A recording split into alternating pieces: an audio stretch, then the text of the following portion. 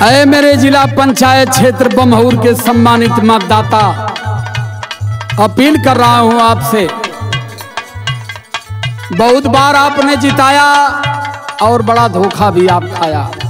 शानदार, जानदार, ईमानदार उम्मीदवार आपके बीच में आपका बेटा है, आपका भाई, आपका सपूत नेता।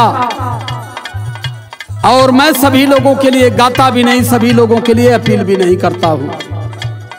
ये सभी लोग आप भली भांति जानते हैं, क्योंकि मैं उसको मानता हूं जो मेरे पूज्य बाबा साहब को जानता है और मानता है। लेकिन मेरे इस बेटे में, रविंदर में कोई कोर कसर नहीं है। बाबा साहब के विचारों को लेकर के बाबा साहब ने क्या कहा था, कैसे हमें चलना है, कूट कूट करके हमारे इस नौजवान में भरी हुई है। इसलिए मैं आपसे अपील कर रहा हूं कि बाबा साहब के सिद्धांत को अगर मानते हैं, उनके बलिदान को अगर जानते हैं, तो एक एक वोट इस बार देकर के जिला पंचायत बमहूर से रविंदर बाबू, हमारे छोटे बाबू, जो हमारे राजा बाबू धर्मेंद्र के छोटे भाई हैं, जिता दीजिएगा। मैं गारंटी ले रहा हूं मित्रों, कोई भी समस्या आपकी होगी, रविंदर छोटे बाबू आएंगे या ना आएंगे, लेकिन मैं आपके लिए खड़ा रहूंगा, ये मेरी गारंटी है। इसलिए कहना है,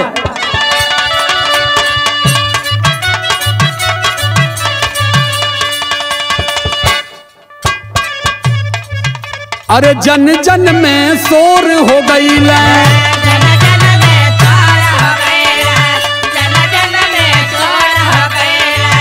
बाबू रविंदर अइले,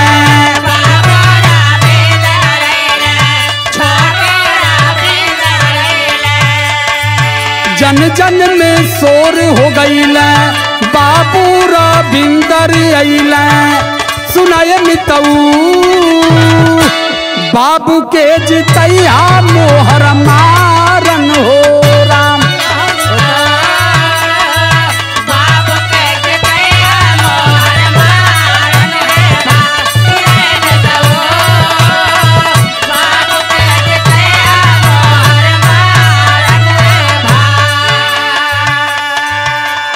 एक चीज और खुले शब्दों में आपको कह रहा हूं, ईवीएम से वोट का घोटाला होता है, लेकिन मोहर से घोटाला नहीं होगा मेरे साथियों।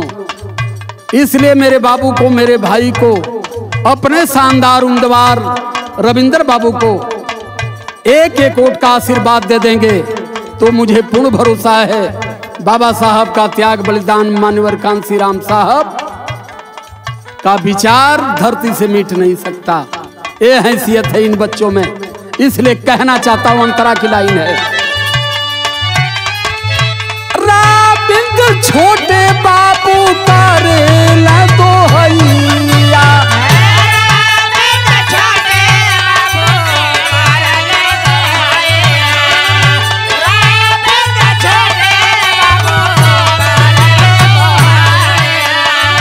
साथवा में बाटे बाबू लोगवा लू गैया।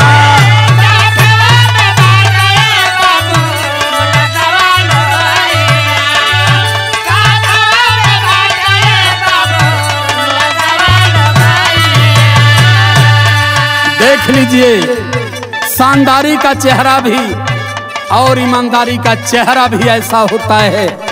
हमारे बाबा साहब के मिशन को, मान्यवर कांसी राम साहब के विचारों को बढ़ाने के लिए हमारे दो नौजवान, जिन्हें मैं बिरहा महासंघ की ओर से पूर्ण रूप से सपोर्ट करते हुए इन दोनों नौजवानों को आपके बीच में उतार रहा हूं।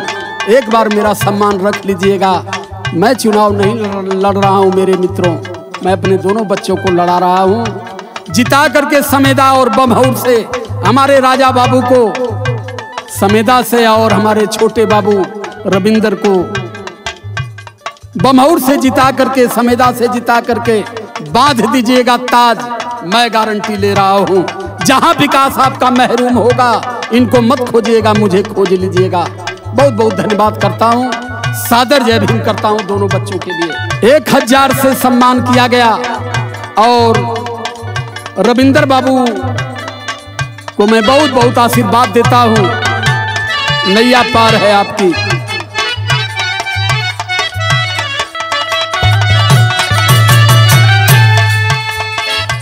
बामाउर की धराती पर भाई लाई ऐलान हो।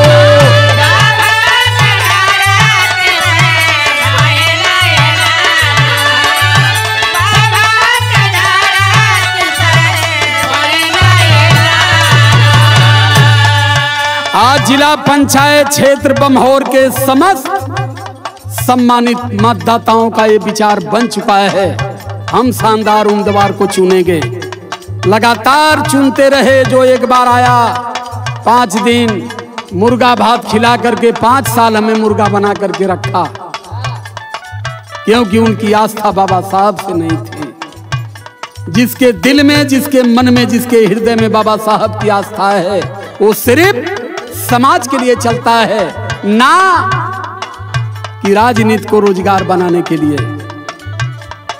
तमाम झपसट आपके बीच में आएंगे वोट मांगने के लिए, लेकिन अपने इस भाई, अपने इस बेटे की बात मान लीजिएगा। मेरे बमहौर के शानदार उम्मीदवार हमारे रविंद्र बाबू और हमारे सम्मानित मतदाता, अपील पूर्वक कहना चाहता हूं, और आज पूरे बमहौर क्षेत्र में ऐलान भी हो चुका है।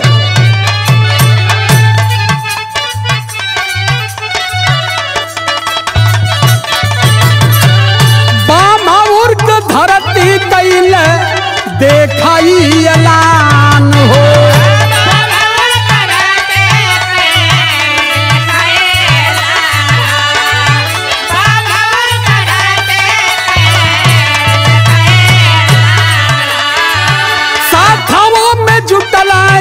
के हिंदू मुसलमान हो।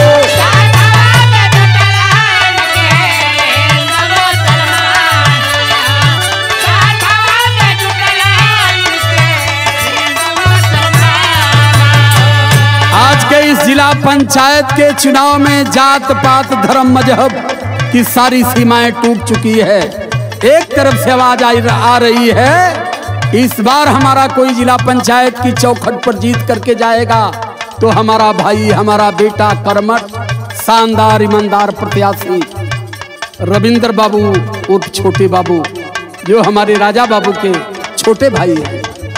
इसलिए मैं अपील कर रहा हूं,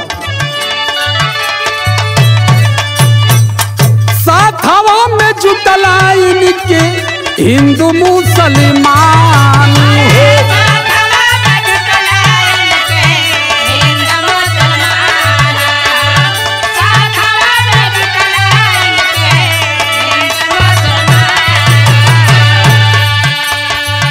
बानी के मसीहा हो अइला,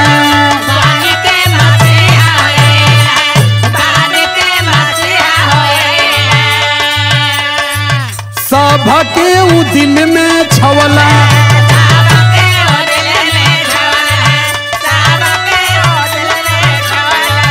बानी के मसीहा हो अइला, सबके उ दिल में छवला। सुनाए मितऊ बाबू के जितैया मोहर मारन हो राम, बाबू के जितैया मोहर।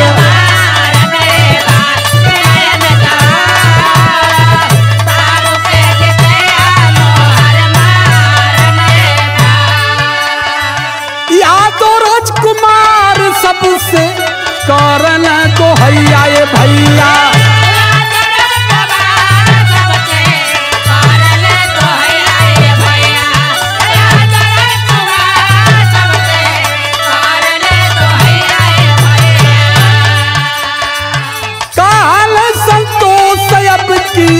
इनके जीतई है भैया।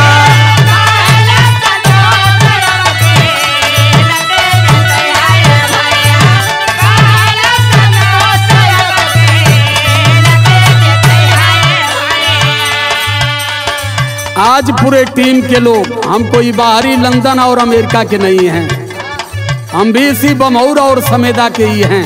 चूंकि हम हर बात को जानते हैं कि इन बच्चों में कितनी बड़ी निष्ठा देश के प्रति और क्षेत्र के विकास के प्रति बनी हुई है।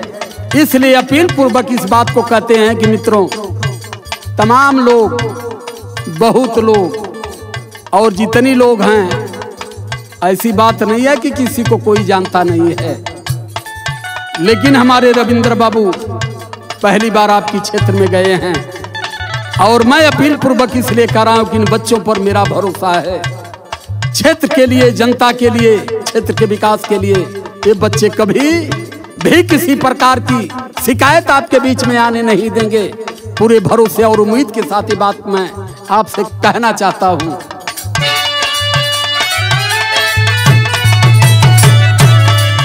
यादव राजकुमार आज सबके बतावा ये भैया,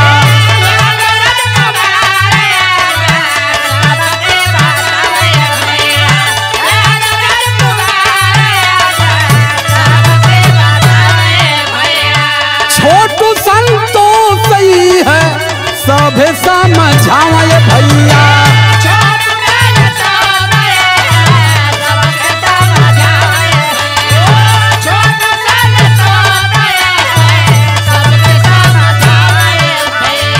सवरब बतावे घूम घूमी, सवरब बतावे घूम घूमी,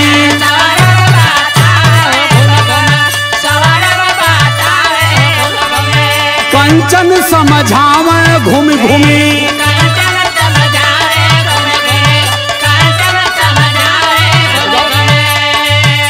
सुनाए मितऊ भैया के जितैया मोहर मारन हो राम, बाबू के जितैया मोहर मारन हो राम, बाबू के जितैया मोहर